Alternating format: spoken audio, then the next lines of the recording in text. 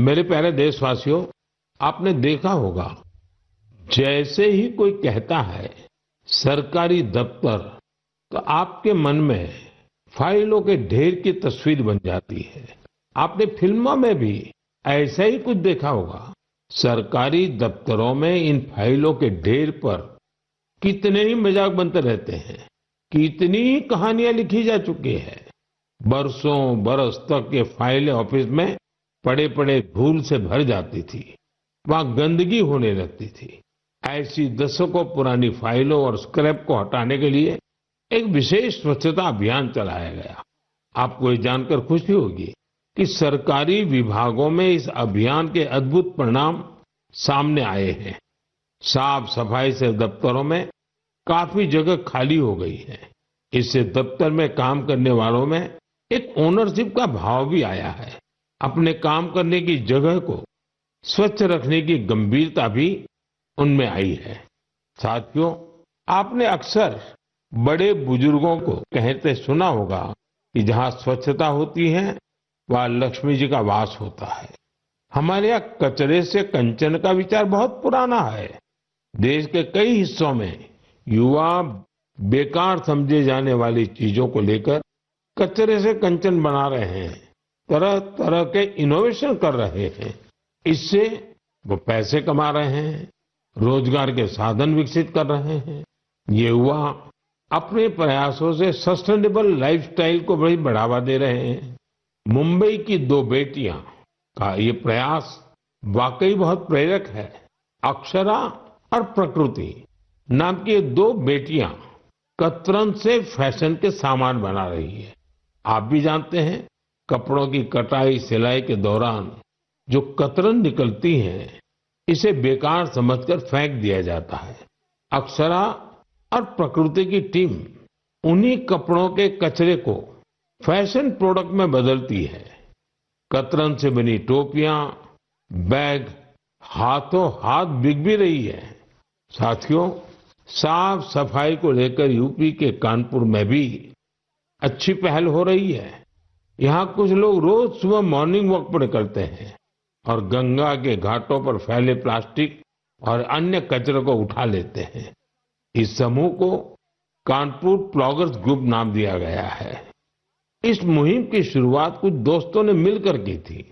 धीरे धीरे ये जन भागीदारी का बड़ा अभियान बन गया। शहर के कई लोग इसके साथ जुड़ गए हैं। इसके सदस्य अब दुकानों और घरों से भी कचरा उठाने लगे हैं।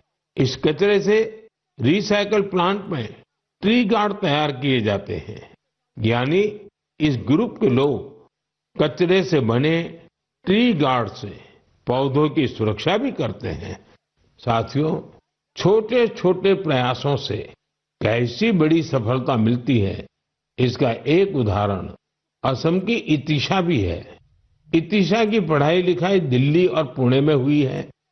इतिशा कॉरपोरेट दुनिया की चमक दमक छोड़कर अरुणाचल की सांगती घाटी को साफ बनाने में जुटी है। पर्यटकों की वजह से वहां काफी प्लास्टिक वेस्ट जमा होने लगा था। वहां की नदी जो कभी साफ थी, वो प्लास्टिक वेस्ट की वजह से प्रदूषित हो गई थी। इसे साफ करने के लिए इतिशा स्थानीय लोगों के साथ मिलकर काम कर रही है।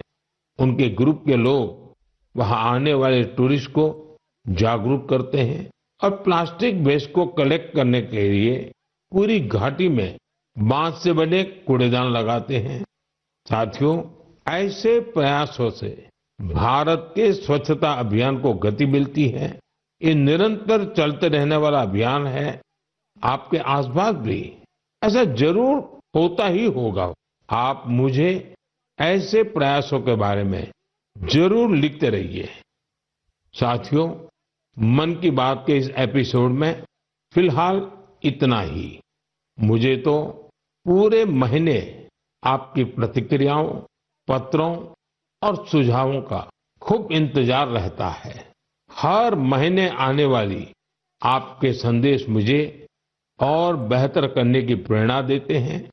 अगले महीने हम फिर मिलेंगे मन की बात के एक और अंक में, देश और देशवासियों की नई उपलब्धियों के साथ तब तक के लिए आप सभी देशवासियों को मेरी ढेर सारी शुभकामनाएं। बहुत बहुत धन्यवाद। प्रधानमंत्री नरेंद्र मोदी ने अपने मन की बात रखी। कार्यक्रम मन की बात के जरिए प्रधानमंत्री नरेंद्र मोदी ने तमाम बातों का जिक्र किया, जिसमें उन्होंने कहा कानून में डिजिटल अरेस्ट जैसा कोई प्रावधान नहीं।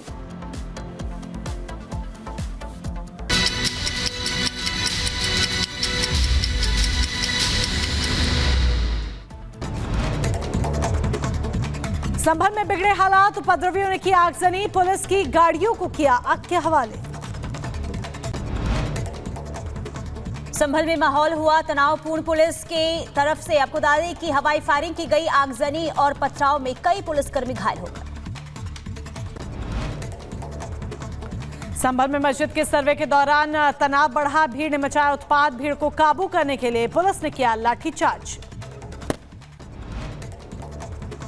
मस्जिद के सर्वे के दौरान हंगामा हुआ, सड़कों पर उपद्रवियों ने जमकर पत्थरबाजी की, पुलिस टीम की भारी तैनाती। महाराष्ट्र के कोल्हापुर में विजयी विधायक के स्वागत के दौरान हादसा हुआ है। गुलाल उड़ाने से लगी आग, बड़ी मात्रा में जेसीबी से गुलाल गिराया गया। उत्तर प्रदेश के जौनपुर में हाईवे पर खड़ी कार में आग लग गई। कार में सवार 2 लोगों ने कूदकर अपनी जान बचाई। स्थानीय लोगों की मदद से आग पर काबू पाया गया।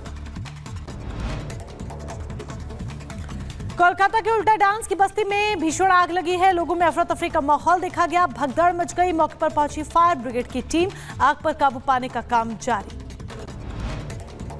जम्मू में संदिग्ध विस्फोटकों की रिपोर्ट पर सेना का अभियान जारी है। अलर्ट मोड पर भारतीय सेना।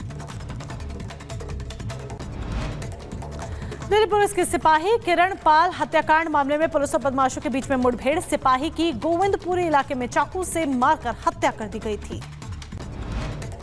मथुरा में शादी के बाद बेटी को पहली बार हेलीकॉप्टर से किया गया विदा। देखने वालों की लगी भीड़, हेलीकॉप्टर से अपनी दुल्हन को लेने पहुंचा था दूल्हा। उत्तर प्रदेश के लखीमपुर खीरी में वन विभाग टीम को एक बड़ी कामयाबी हाथ लगी है। पिंजरे में कैद हुआ आदमखोर बाघ, लोगों ने ली चैन की सांस। अब तक कई लोगों को बना चुका था अपना निशाना। रेल के सफर के दौरान टीटी की मदद से बची 70 साल के यात्री की जान। सही समय पर सीपीआर देकर बचाई गई जान। बाद में इलाज के लिए बुजुर्ग को अस्पताल में भर्ती कराया गया। ग्रेटर नोएडा में एक फ्लैट में भीषण आग लग गई। शॉर्ट सर्किट की वजह से आग लगने की आशंका जताई जा रही है। किसी के हताहत होने की अभी कोई खबर नहीं। ग्रेटर नोएडा में कार और ट्रक की टक्कर हो गई। हादसे में 8 लोग घायल बताए जा रहे हैं, जबकि घायलों को अस्पताल में भर्ती कराया गया है।